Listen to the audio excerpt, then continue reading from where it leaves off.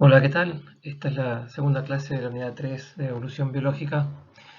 En la clase anterior nos dedicamos la clase a ver algunas definiciones de qué queremos decir cuando hablamos de evolución biológica y algunas diferentes líneas de evidencias para este proceso de cambio de los organismos a través del tiempo, que si bien es un principio científico completamente confirmado, al ser tan lejano a nuestros parámetros temporales, digamos, porque son procesos mucho más lentos, muchas veces son difíciles de visualizar. Sin embargo, vimos al principio de la clase un caso muy claro de evolución de resistencia a antibióticos en bacterias y bueno, obviamente toda esta pandemia nos está dando un ejemplo muy claro de los cambios a través del tiempo, con un caso un poco particular porque no es un organismo celular, es un virus, pero se habla de variantes que de alguna manera aparecen al azar, pero que eh, mejoran las capacidades, en este caso del virus, para, por ejemplo, su transmisión. De alguna manera los principios son similares, son cambios a través del tiempo que se producen justamente por una generación de variabilidad. En esta clase entonces vamos a pasar a hablar de los mecanismos evolutivos y sobre el final de la clase vamos a hablar de un recordatorio más de cómo la variabilidad es justamente la materia prima sobre la cual actúa, sobre la cual eh, opera en definitiva el cambio a través del tiempo de los organismos. Bien, los dejo entonces con la segunda clase de la unidad 3. Bueno, en la clase pasada terminábamos por acá, justamente cuando queríamos presentar un poco cuál había sido el aporte fundamental de Darwin, no en proponer a la evolución como tal, sino proponer un mecanismo plausible de la evolución que es la selección natural.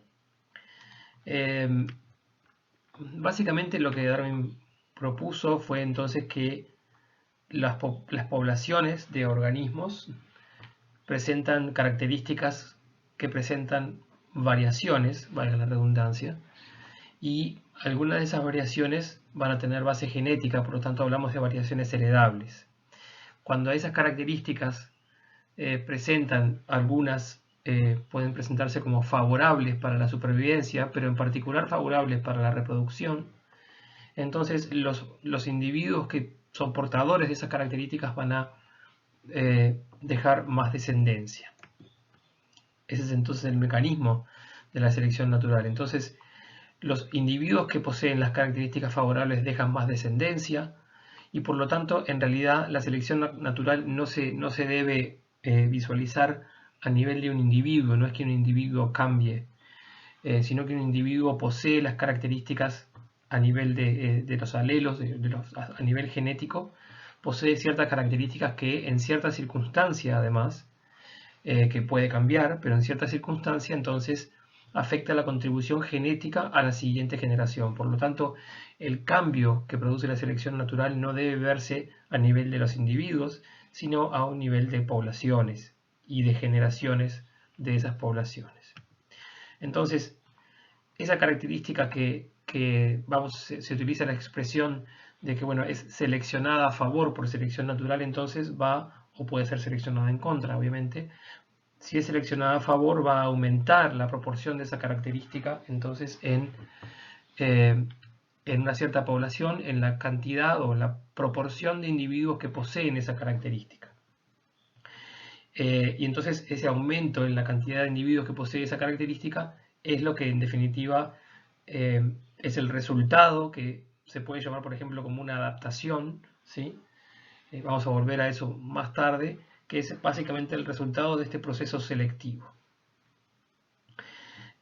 Pequeños cambios a través del tiempo, a través de este mecanismo de selección natural, entonces es lo que a veces se denomina microevolución, mientras que una acumulación importante de cambios, que además tienen no solamente procesos de selección, sino un importante efecto del azar, como vamos a ver más adelante, y que genera, por ejemplo, la aparición o la desaparición de especies, es lo que se suele denominar macroevolución, cambios mucho más grandes y mucho más largos en el tiempo.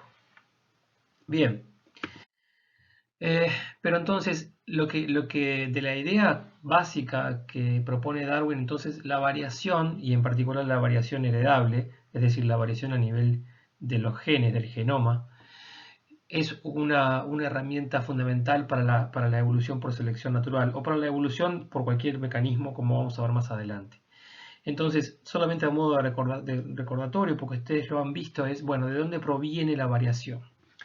Para empezar, la variación en el genoma proviene, o las variantes nuevas que se pueden llegar a ver, proviene de las mutaciones. Las mutaciones son cambios en el genoma. El genoma es el conjunto de la información genética de un organismo, ¿verdad?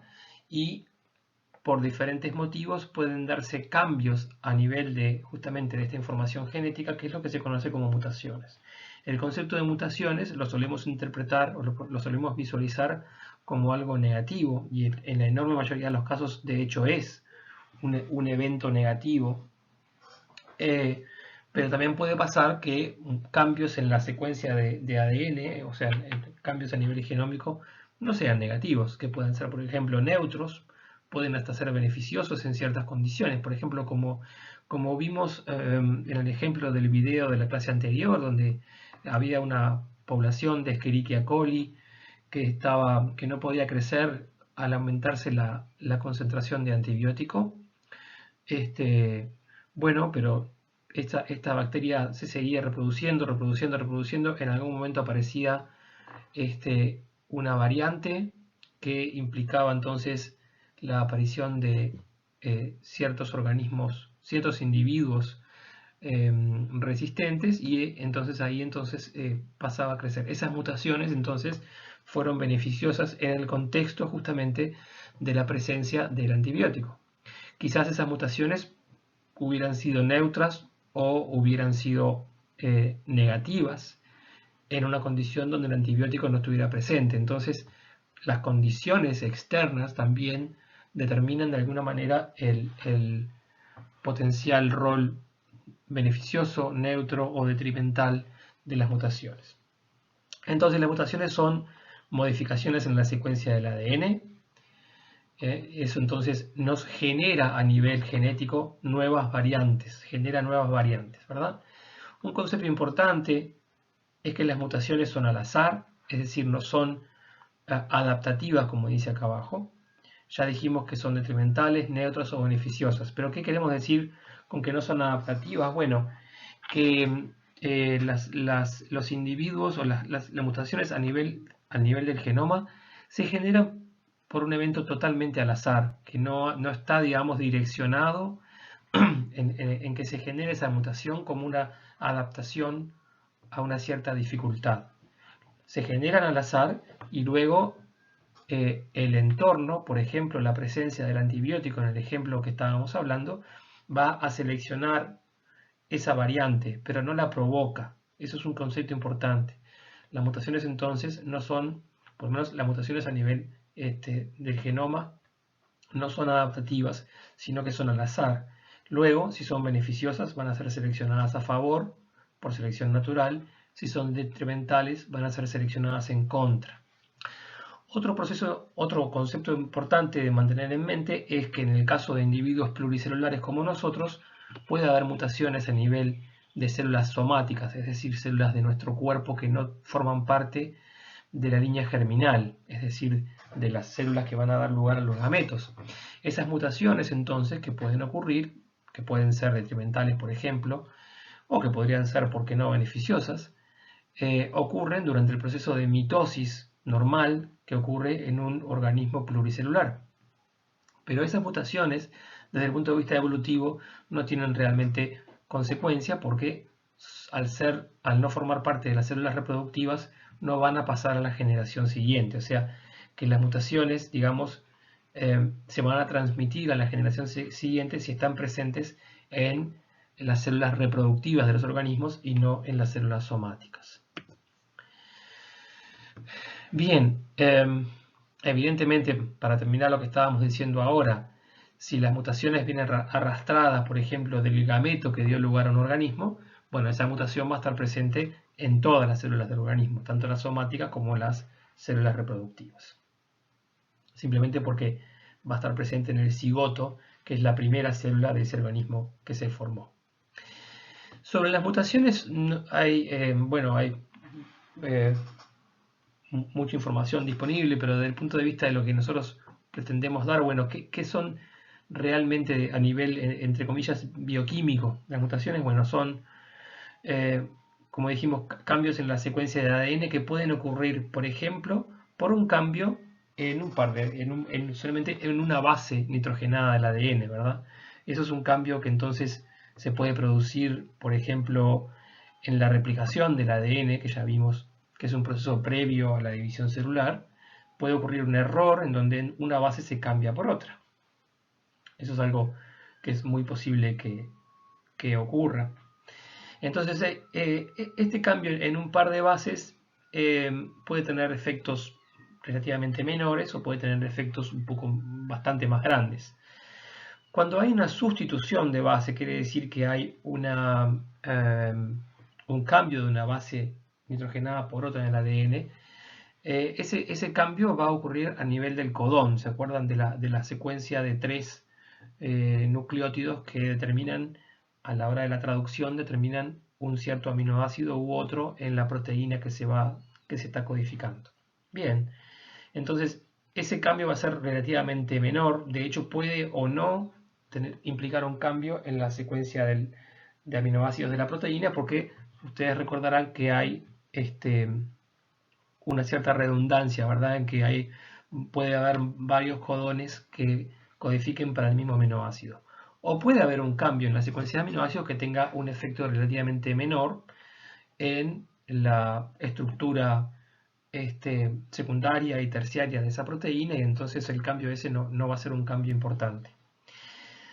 En el caso de la eliminación o adición de bases, ahí sí va a haber un cambio importante, porque ahí lo que se dice es que cambia el marco de lectura. Ahora vamos a ver en la transparencia siguiente qué queremos decir con eso, pero son cambios muy drásticos a la secuencia de aminoácidos de la proteína, que más que probablemente no se va a formar o se va a formar en forma completamente no funcional. Luego tenemos mutaciones que van más allá de un cambio en pares de bases en lugares específicos, como las mutaciones puntuales que vimos recién, y se dice que son mutaciones cromosomales, que pueden ocurrir en uno o más cromosomas o incluso en todo el genoma. Por ejemplo, el genoma se puede duplicar entero.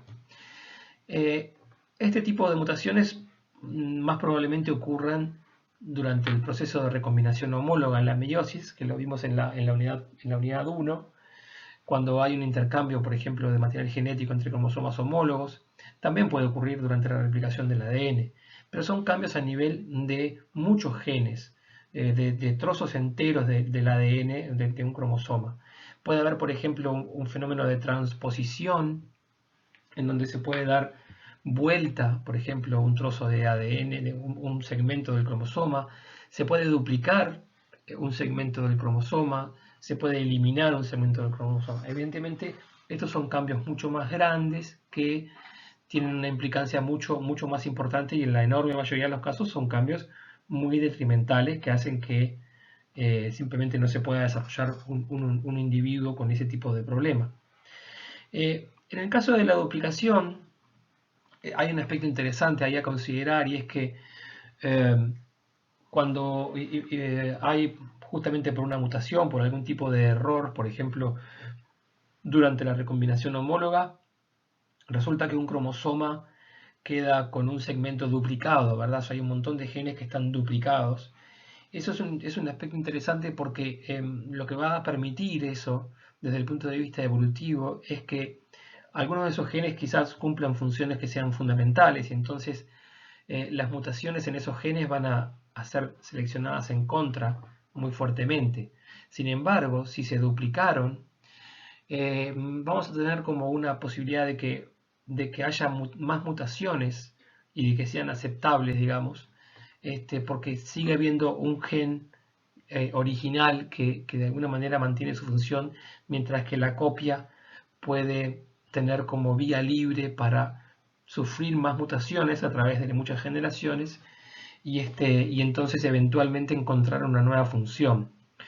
Una enorme cantidad de genes en el genoma se presenta en este tipo de lo que se llaman familias de genes, ¿verdad?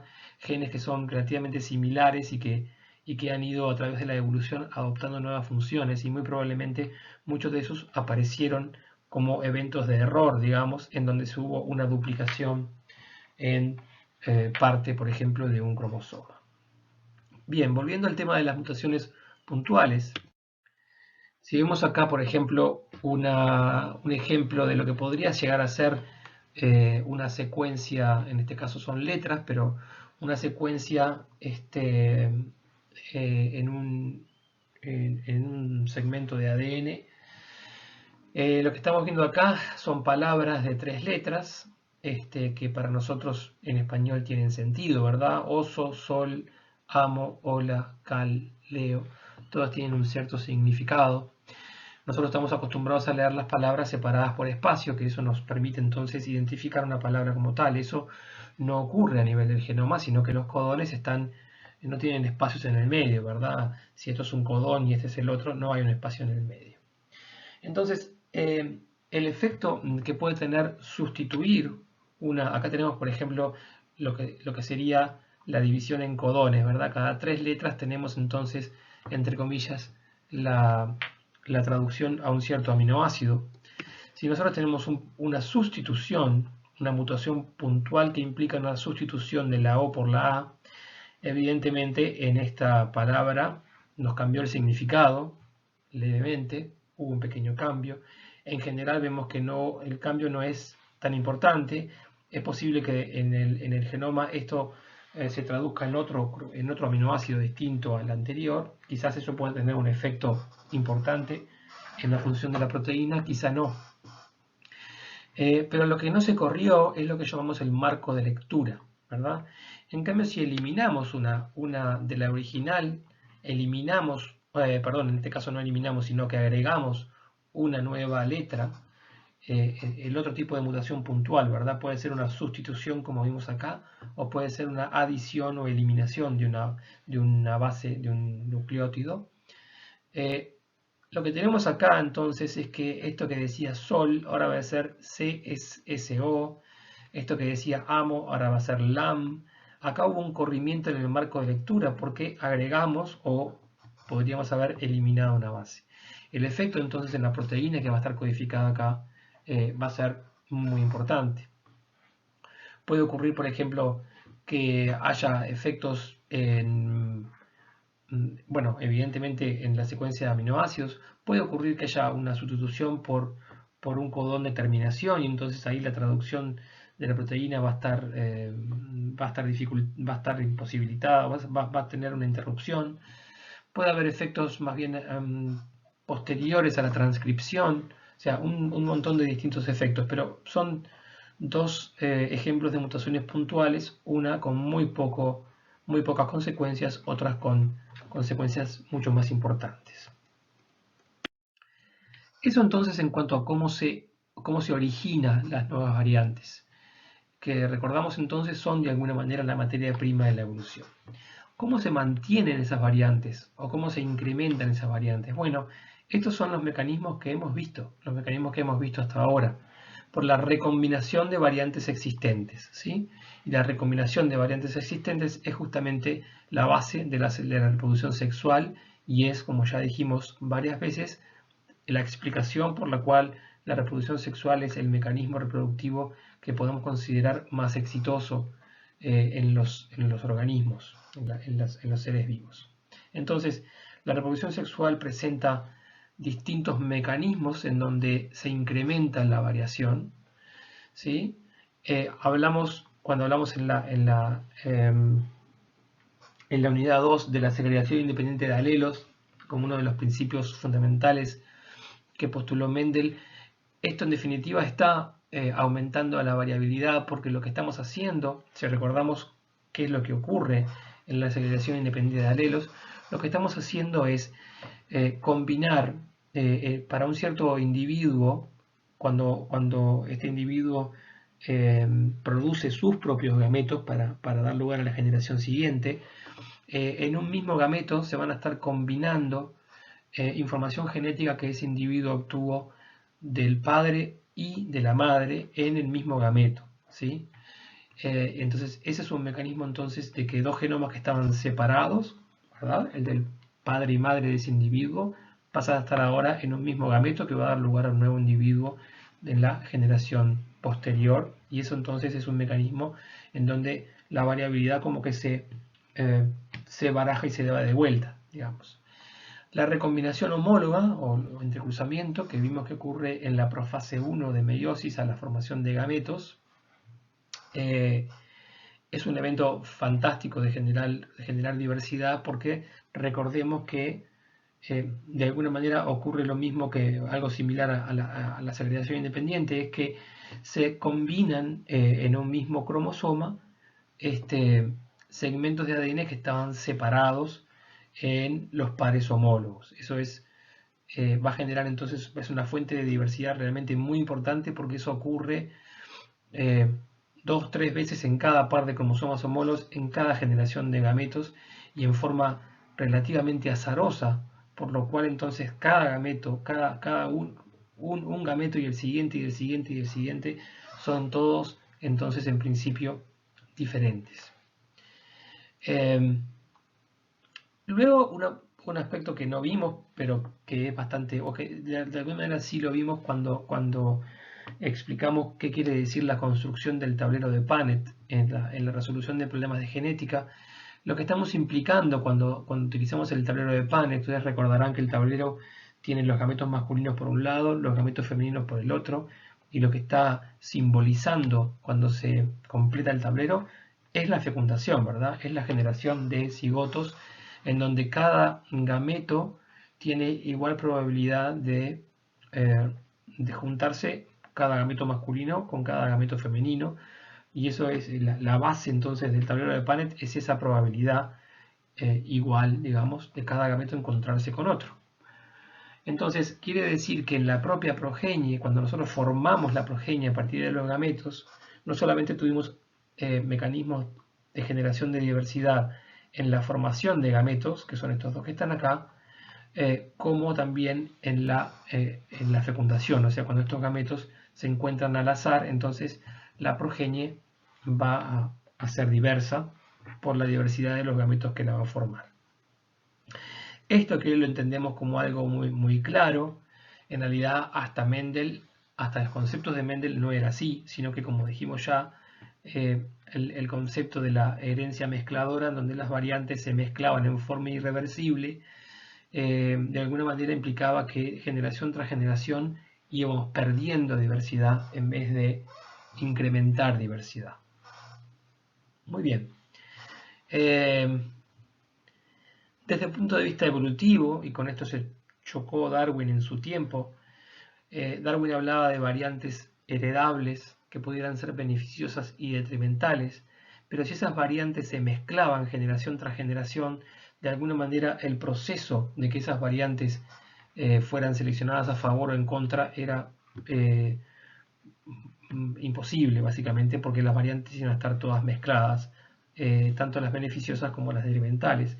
Hoy sabemos que eso no es así, que esas variantes, que son en definitiva, tienen base genética, que son en definitiva, por ejemplo, alelos para ciertos genes, mantienen su independencia y no se mezclan, sino que mantienen su independencia generación tras generación.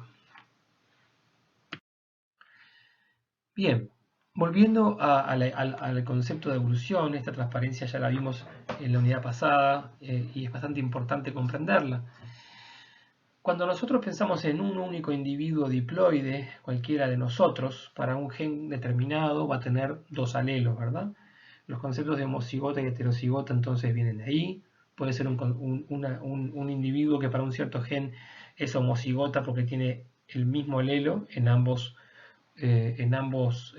homólogos, digamos, para ese locus, o heterocigota si tiene alelos distintos. Lo que estas letras simbolizan entonces, el redondel grande, digamos, simboliza una población, y cada uno de estos óvalos es un individuo. Y en el caso de las X, cada X, X1, 2, 3, podrían ser muchas más, son distintos alelos entonces para un cierto gen. Entonces cada individuo es diploide. Pero en una población podemos tener entonces muchos alelos. Entonces aparece un concepto nuevo cuando pasamos del nivel de organización individuo a nivel de organización población. Y ustedes recordarán que en biología ocurre eso, ¿verdad? Cuando se sube un nivel de organización aparecen lo que se llaman las propiedades emergentes, que no existían en la población anterior. Y bueno, en este caso, por ejemplo, una de las propiedades que podemos hablar para los alelos de un cierto gen a nivel de una población son las frecuencias alélicas.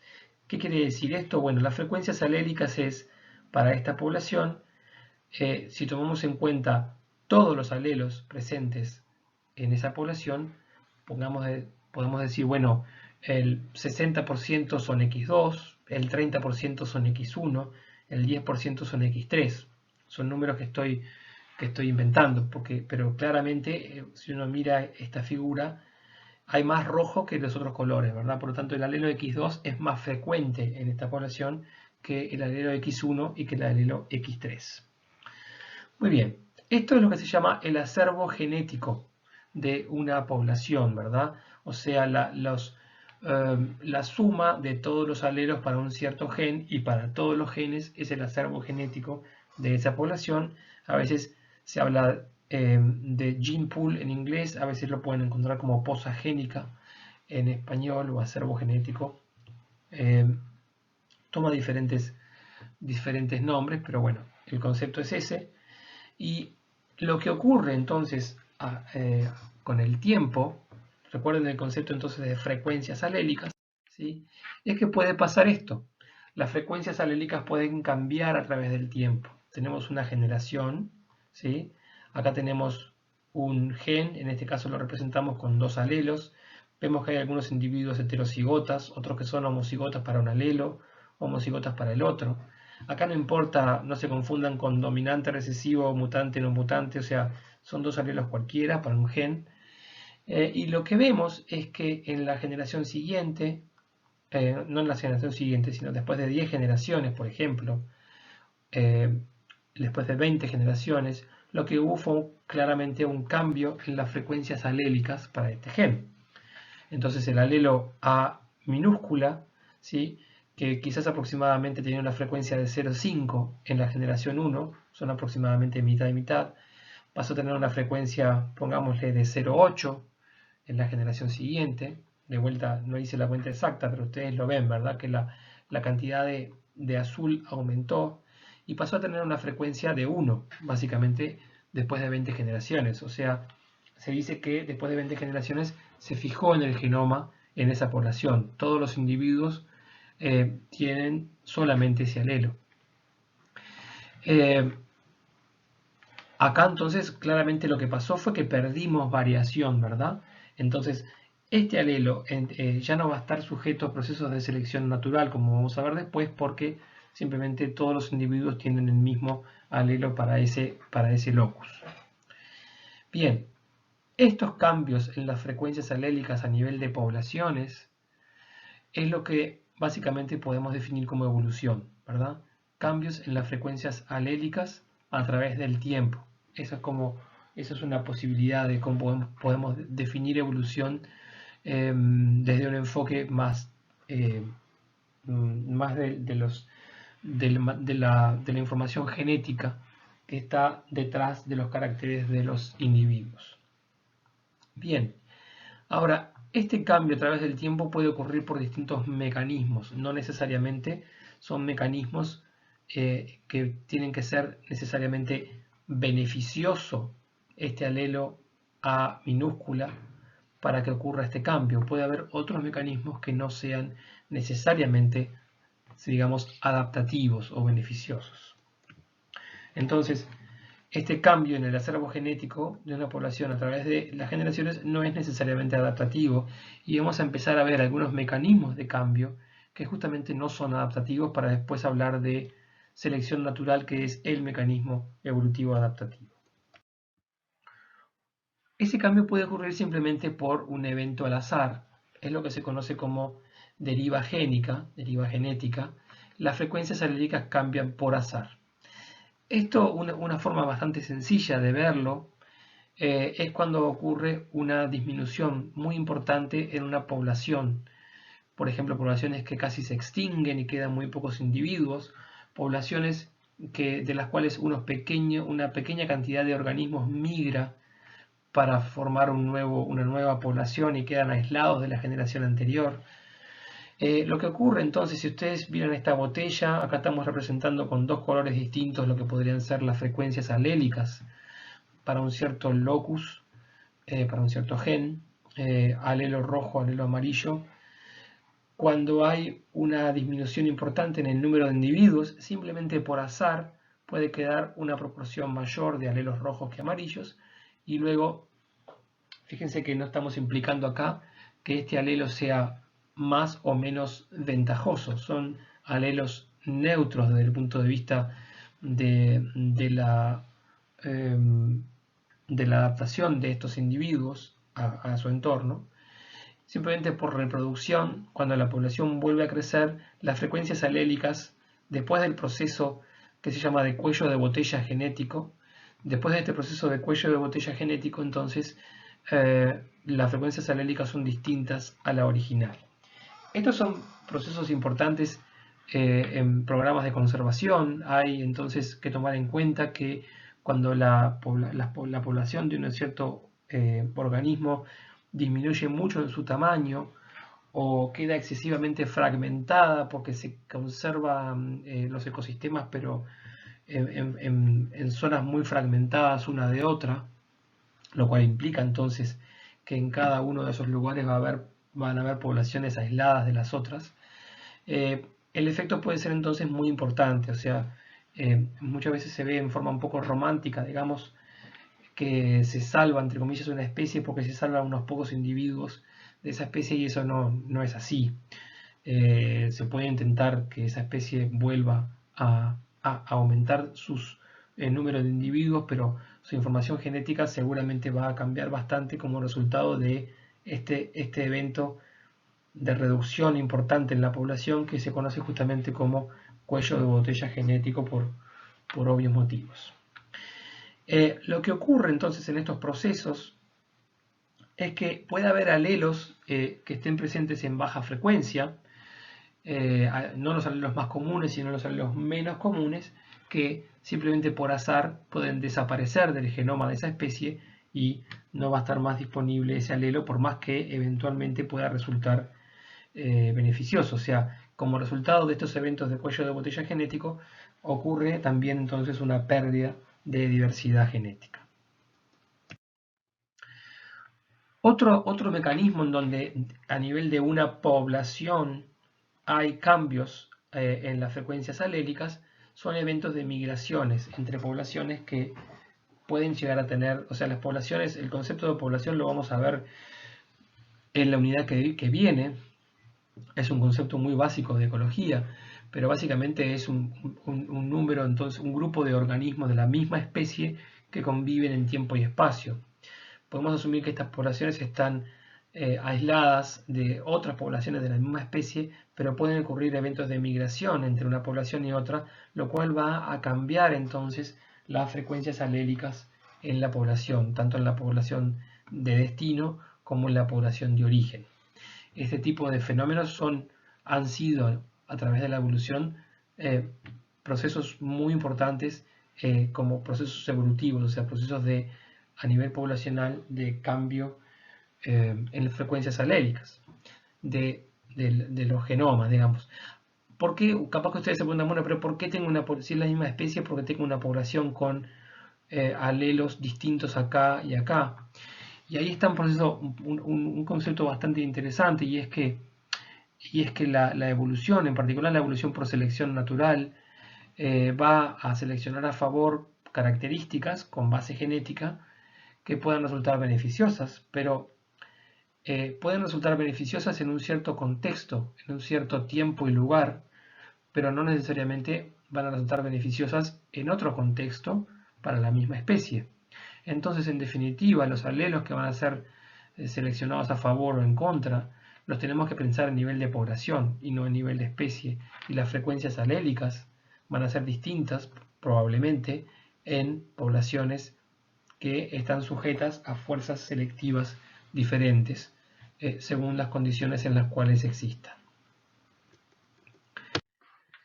Luego de hablar entonces de mecanismos evolutivos no adaptativos, pasamos a hablar de el que se considera posiblemente más importante, que es el mecanismo evolutivo adaptativo. Vamos a ver por qué decimos adaptativo, porque genera como resultado lo que conocemos como una adaptación al entorno.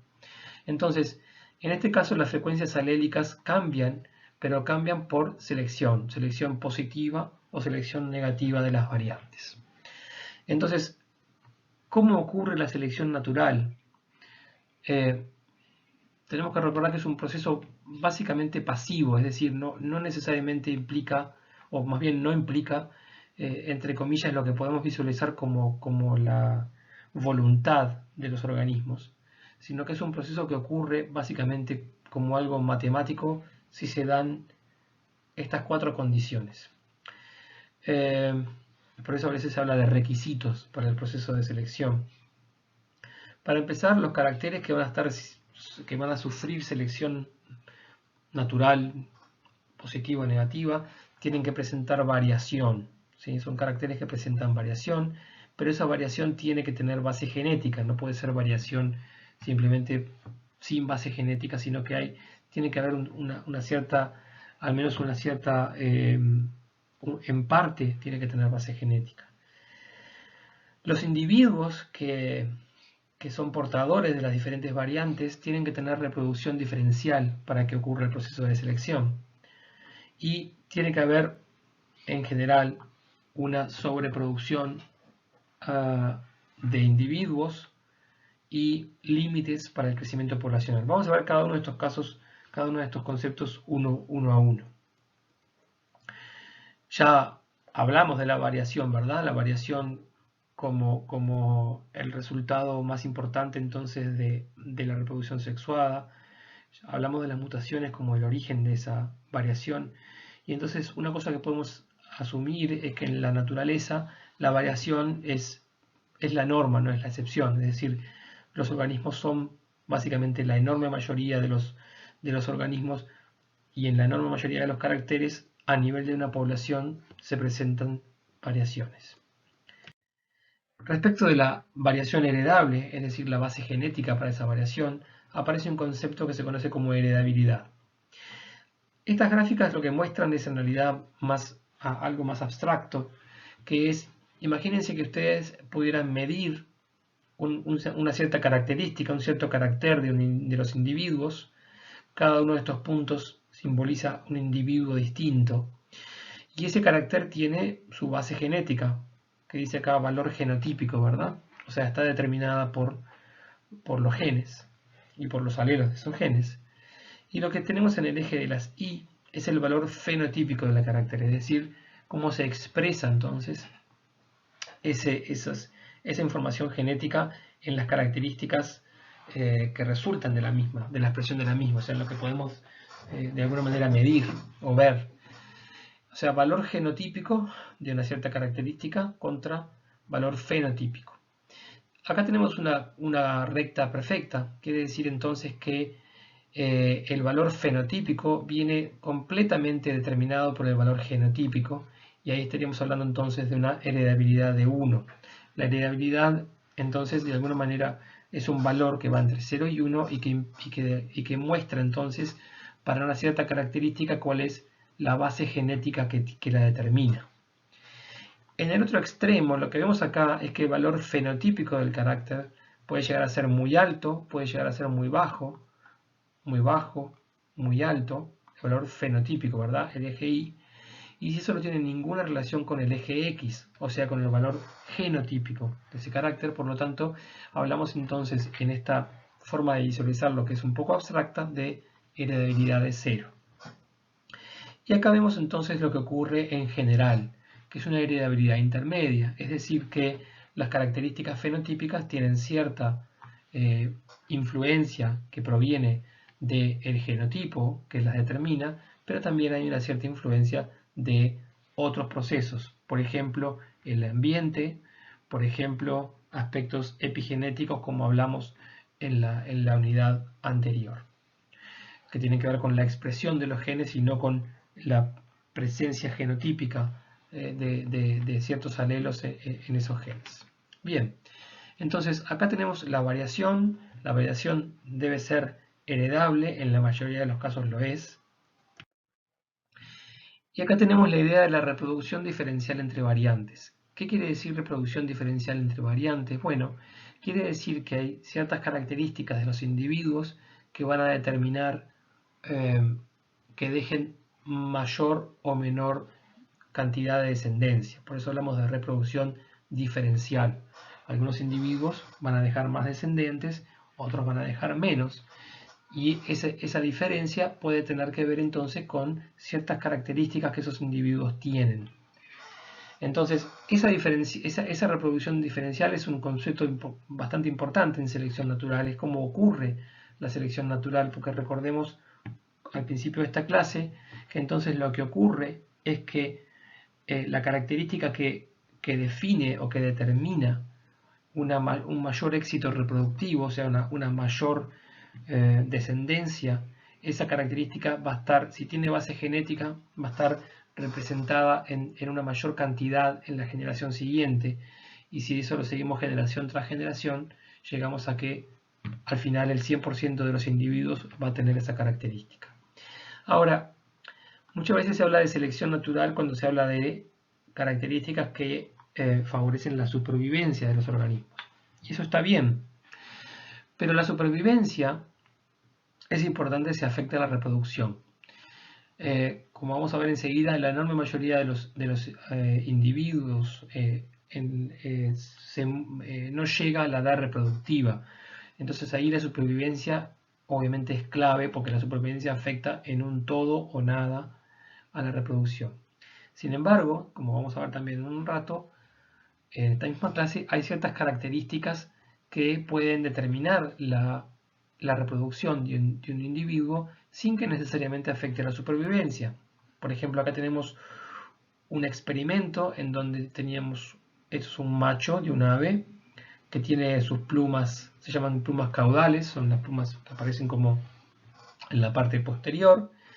Acá hay un experimento muy simple en donde se le cortan las plumas, se le sacan las plumas, y a algunos individuos se les pegan plumas de menor largo, a otros se les pegan plumas de mayor largo, a otros se les vuelven a pegar las plumas del largo original, y lo que se ve es la capacidad que tiene cada uno de estos machos en atraer hembras, y lo que vemos es que el largo de estas plumas tiene un efecto en el interés que las hembras pueden mostrar por esos machos.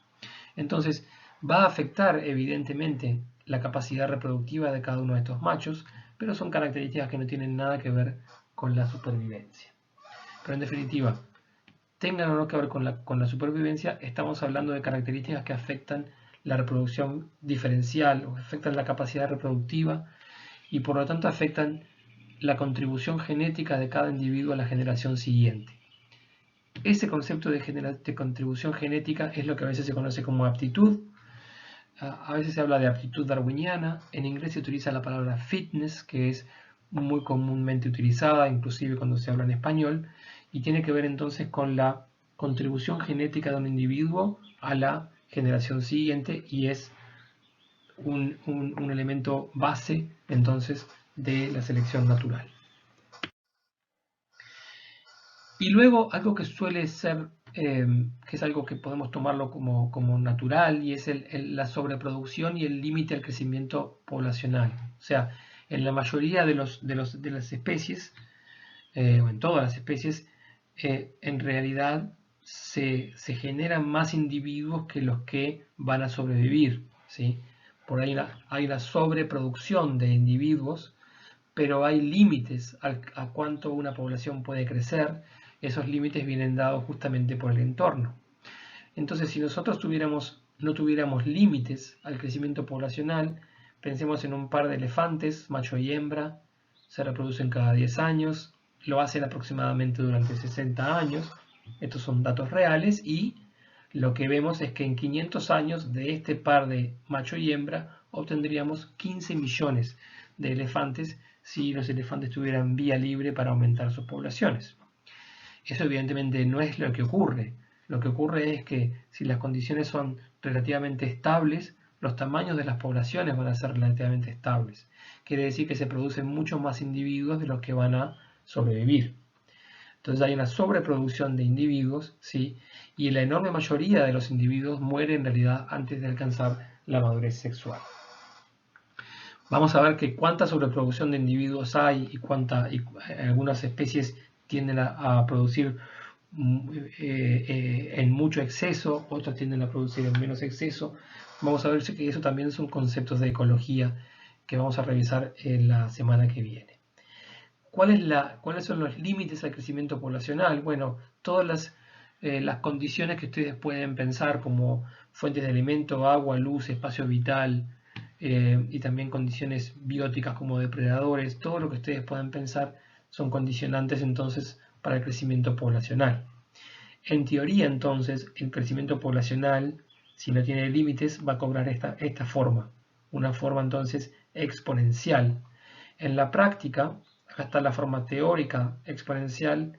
Acá hay un experimento en donde se introdujeron en una isla con exceso de nutrientes, digamos, una especie nueva para esa isla. Fue creciendo y primero tomó esta forma un poco exponencial, el modelo de crecimiento, y luego empezó a aplanarse justamente por los límites al crecimiento poblacional. Fíjense cómo si tienen en mente esa forma exponencial de la curva, le va a resultar muy parecida a esta. Y justamente eso es lo que pasa. Esta es la población humana en la historia de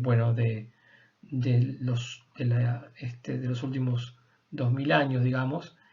Y esto es lo que ha pasado en los últimos años, una explosión poblacional en el ser humano determinada por diferentes aspectos como el aprovechamiento de los recursos a través de la agricultura, un aprovechamiento de los recursos muy diferencial a lo que era antes, también menor mortalidad por avances en la medicina, por diferentes motivos, pero este aumento poblacional entonces que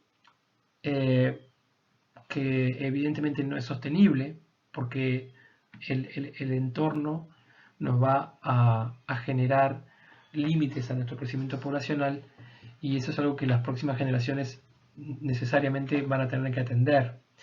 Y por suerte, en realidad en los últimos tiempos y ya los últimos modelos están mostrando como se dice una ralentización, o sea, se empieza a acostar la curva de crecimiento poblacional y es algo que va a ser bastante importante para asegurar la sostenibilidad. Bien, entonces acá vimos un poco el concepto de sobreproducción de organismos y de límites del crecimiento poblacional. Volvemos a ver entonces las 4 condicionantes que vimos antes para los procesos de selección natural: variación, bases genéticas para la variación, reproducción diferencial entre variantes, sobreproducción y límites al crecimiento poblacional. Dadas estas condiciones, entonces, la selección natural ocurre en forma automática, ocurre en forma pasiva. Entonces, es importante alejarse de ese concepto que tenemos muy arraigado porque en el ser humano justamente la voluntad por mejorar es un aspecto bastante importante de nuestro éxito, pero desde el punto de vista evolutivo, desde el punto de vista de la selección natural, en realidad es un proceso que no depende para nada de la voluntad, sino de un proceso pasivo a nivel de poblaciones y a nivel de generaciones, no a nivel de individuos. El resultado, decimos que es un mecanismo evolutivo adaptativo porque el resultado de la selección natural va a ser una adaptación.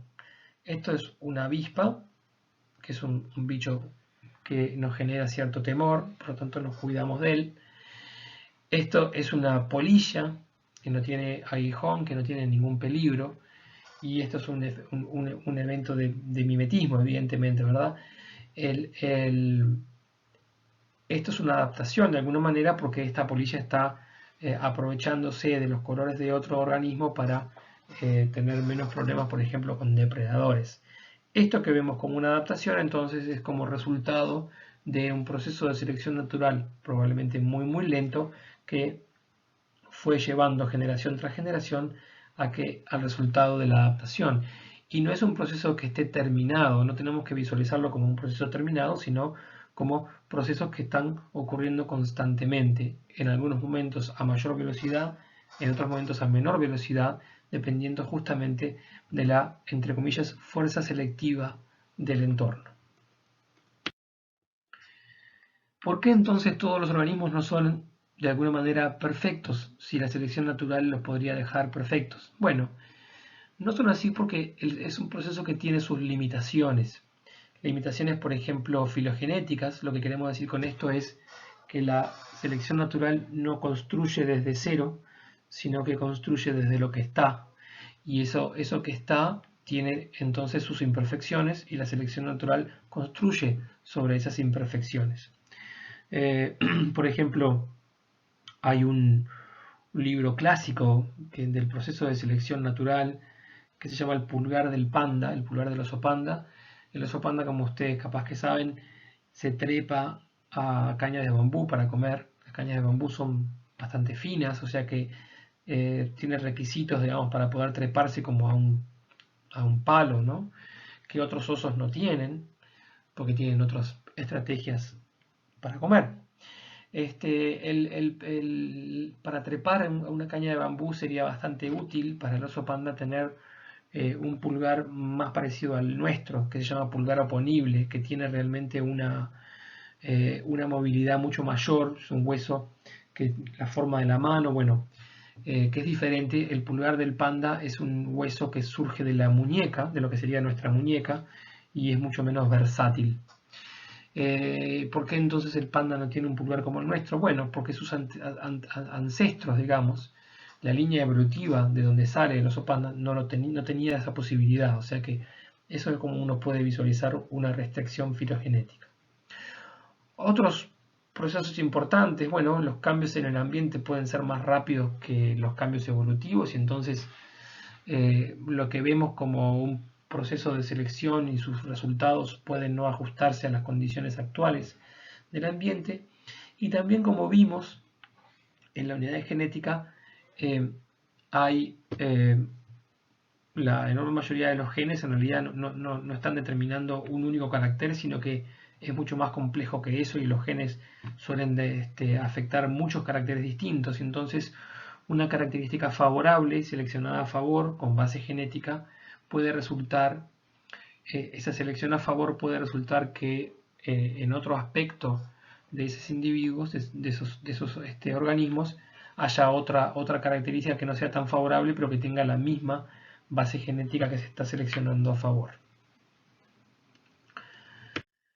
Bien, si nosotros visualizamos un proceso selectivo de una característica cuantitativa, recordemos lo que hablamos de las características cuantitativas, como puede ser la altura, el peso, el largo de un cierto órgano, lo que fuera, es una característica que tiene una variación cuantitativa en una población, ¿verdad? Que tiene un promedio donde se ubican la mayor parte de los organismos, de los individuos de una población, que tiene extremos, ¿verdad?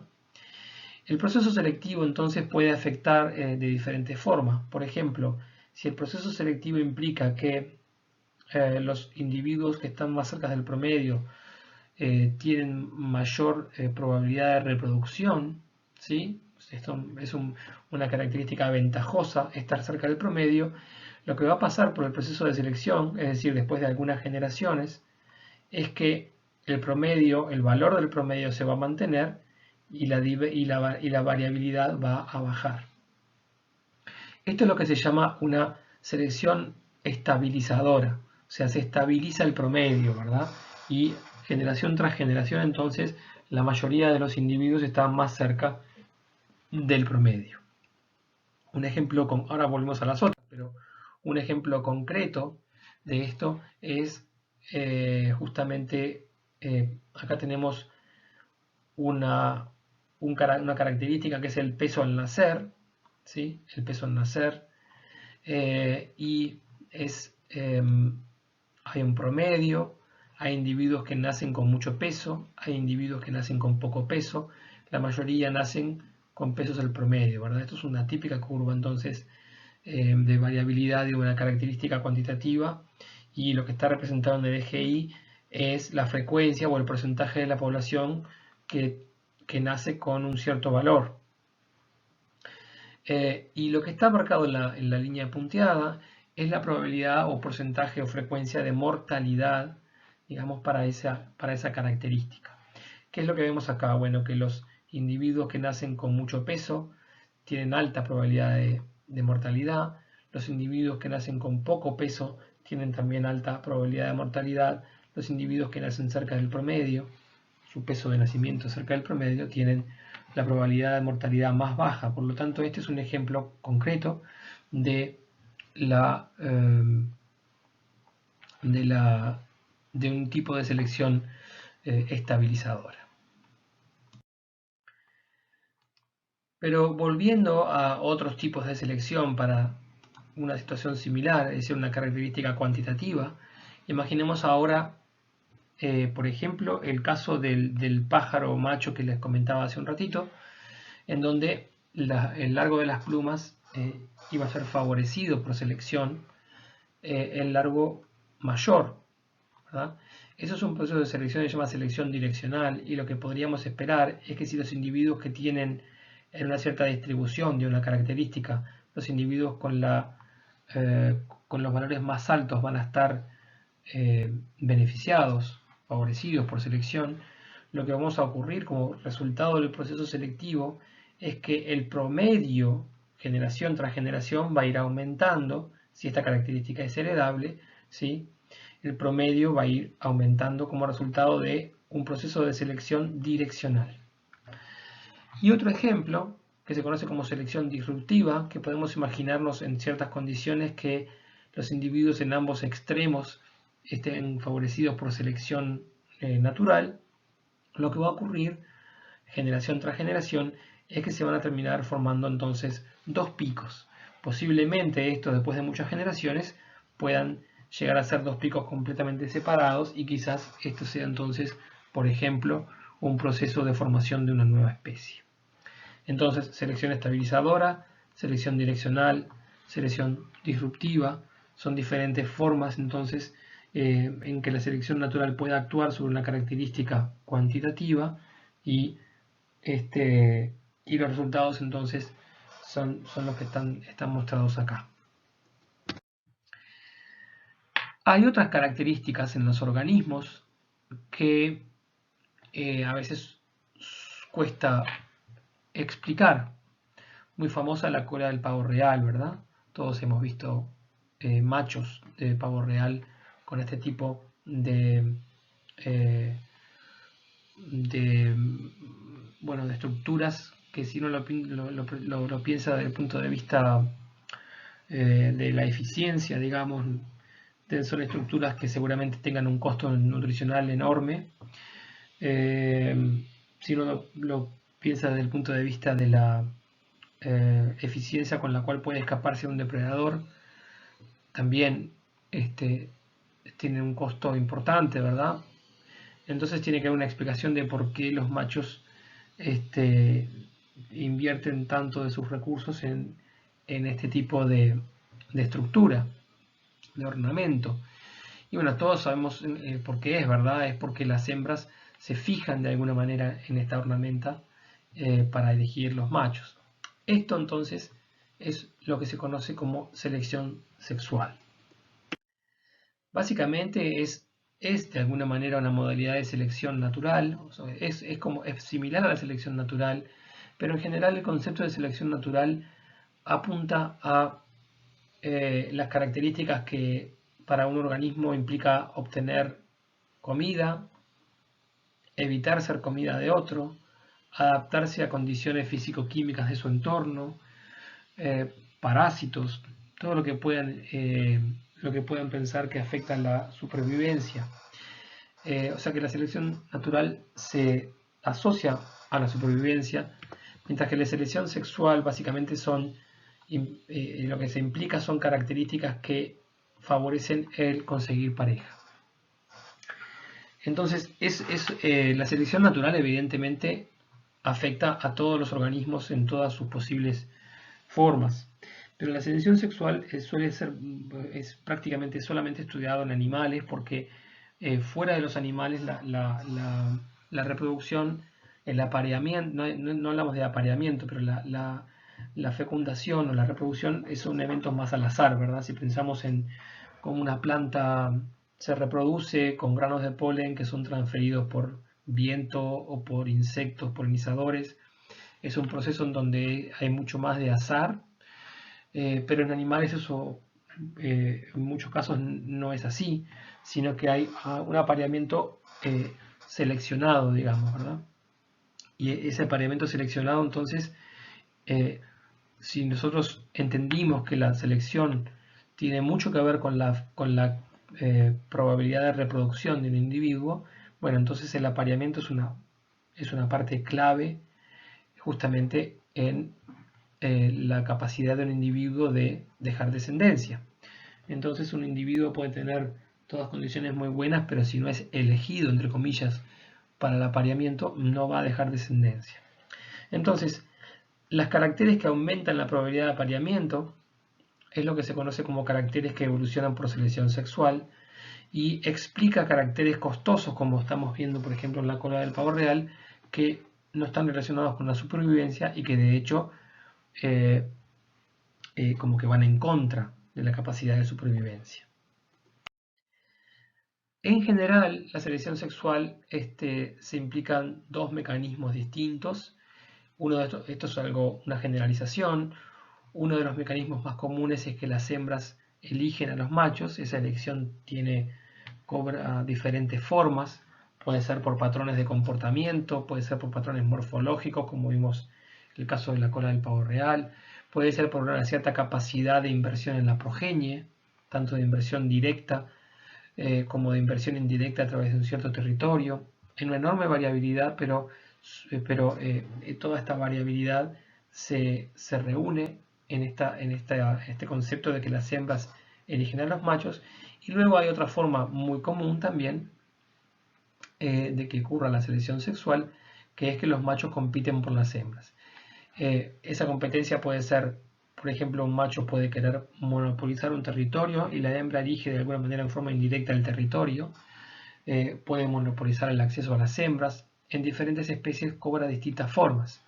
Pero en definitiva, estos dos procesos, entonces van a implicar que va a haber una cierta evolución por selección sexual de caracteres que van a permitir, en particular a los machos, y por eso que en muchas especies los machos son los que tienen más ornamentos, van a permitir entonces aumentar sus posibilidades de reproducción por la evolución de caracteres que de alguna manera les permiten un mayor acceso a las hembras. Bien, por supuesto que hay casos que son al revés, que las hembras compiten por machos o que los machos son los que eligen, pero son casos excepcionales, y son casos excepcionales porque justamente la norma, o por qué es mucho más común que las hembras sean las que elijan y que los machos sean los que compitan. Bueno, es más común por un concepto bastante fundamental en comportamiento animal, y es que los dos sexos tienen una inversión diferencial en la progenie. La inversión ocurre, por ejemplo, a nivel de los gametos. La hembra es el sexo que tiene el gameto de mayor tamaño, por lo tanto hay una inversión de recursos mucho mayor en la formación de ese gameto. Y esa inversión de recursos mayor implica que la hembra pueda tener menos gametos que los machos. Entonces, desde ese punto de vista, la hembra tiene menos gametos y invirtió más en cada uno de ellos.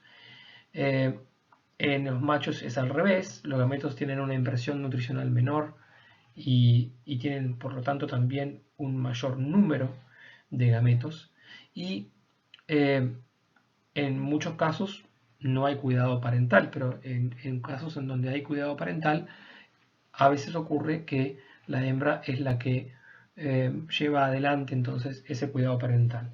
Esto es una generalización y hay que pensarlo como tal, digamos, y hay una cantidad importante de situaciones distintas.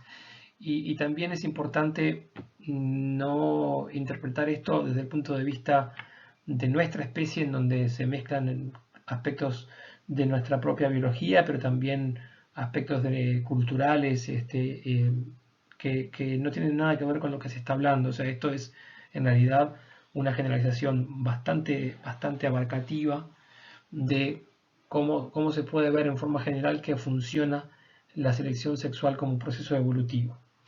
Entonces, una de las cosas en donde que a veces se dice es que, bueno, el éxito reproductivo, la capacidad de los machos de dejar más progenie, va a estar limitado por el acceso a hembras, y el éxito reproductivo de las hembras va a estar limitado por el acceso a recursos, porque su inversión es mayor. Son conceptos que tienen, hay que verlos también en su propia moderación y que tienen también no solamente excepciones, sino también eh, mucha, muchas opiniones que los relativizan de alguna manera. Pero desde el punto de vista general de cómo ocurre la selección sexual, son conceptos muy aceptados. Bien, entonces hablamos de procesos de selección, procesos evolutivos no adaptativos, como la deriva génica, como las migraciones. Hablamos de procesos adaptativos, como la selección natural, hablamos de procesos que favorecen la contribución de genética a la siguiente generación o la probabilidad de apareamiento, como la selección sexual. En definitiva, entonces, lo que vamos a tener son distintos procesos que van a llevar adelante como mecanismos este proceso de cambio en frecuencias alélicas en una población, y esta es entonces la definición de evolución que es importante que retengan, ¿verdad? Son cambios en frecuencias alélicas en una población a través del tiempo, a través de las generaciones, y hay diferentes mecanismos que son los que llevan adelante o de alguna manera dirigen este cambio. Este cambio, visto entonces en un tiempo muy grande, en un tiempo geológico, digamos, en miles y millones de años, entonces va a ser un proceso que va a generar el tipo de diversidad biológica que vemos hoy por hoy a través de cambios en diferentes direcciones, determinadas, como dijimos antes, por distintas condicionantes o presiones selectivas que el entorno va a ejercer. Bien, entonces, en esta clase hablamos de mecanismos evolutivos. Se fue un poco más larga de lo que tenía previsto y bueno, espero que tengan un buen fin de semana, que se tomen su tiempo para aprovechar esta clase, y el miércoles estaremos subiendo la tercera clase de la unidad de evolución, que vamos a hablar de origen de las especies, origen de la vida, para terminar entonces esta unidad de evolución. Muy bien, chao chao.